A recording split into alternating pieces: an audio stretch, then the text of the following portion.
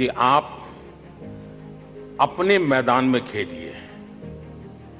अगर आप सामने वाले के मैदान में जाते हो खेलने के लिए तो आप बहुत बड़ा रिस्क ले लेते हो।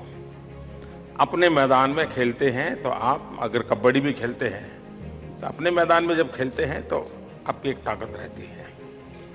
युद्ध भी दुश्मन को अपने मैदान की ओर खींच करके लाओ फिर मारो, ये युद्ध के अंदर भी समझाया जाता है। अब आप अपने दोस्तों के साथ स्पर्धा में उतरते क्यों हो?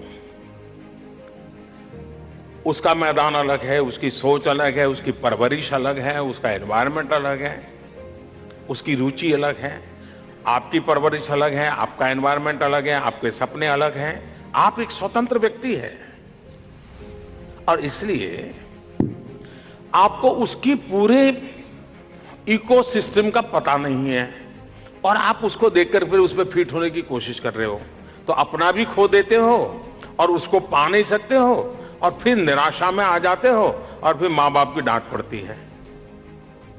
और इसलिए पहले तय करो कि आपके भीतर क्या चीज है,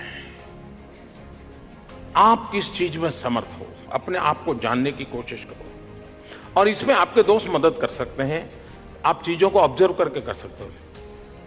आप उसी में आगे बढ़ने की दिशा में प्रयास करेंगे तो आपको कभी भी, आप देखिए ये सारे जितने खेल जगत के अंदर बड़े बड़े नाम लेकर के आते हैं, कोई उनकी डिग्री पूछता है क्या? पूछता है क्या?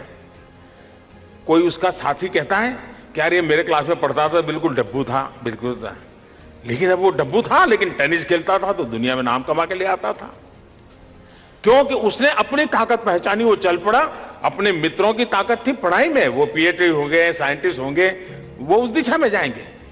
कभी कभार होता है खुद को न जानना, ये समस्या का एक कारण होता है। एक, हमने जानना चाहिए अपने आप को। दूसरा, जब भी आप प्रतिस्पर्धा में उतरते